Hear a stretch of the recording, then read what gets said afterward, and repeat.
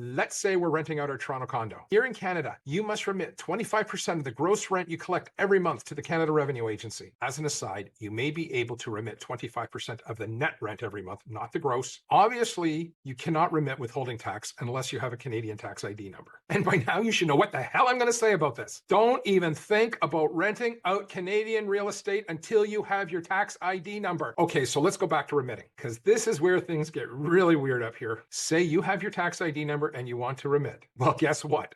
You can't. Here in Canada, you do not remit your rent withholdings to your personal tax account because we're crazy. You must open your CRA non-resident account with its own tax ID number and submit your monthly withholdings to this account. And for another point to consider, you can only apply for an NR account through the CRA online portal. And you can only access the CRA online portal if you have a tax ID number. That's why rule number 1 is you don't even think about renting Canadian real estate until you have a tax ID number. The payments that you make to your NR account will ultimately get credited to your personal tax account when you file your personal tax return here in Canada. In fact, your NR account is attached to your personal tax account. Once this is done, it's pretty locked and you're going to be good. So if you start renting prior to having your tax ID number and your NR account, you're obviously going to start incurring interest and possibly penalties on your late remittances.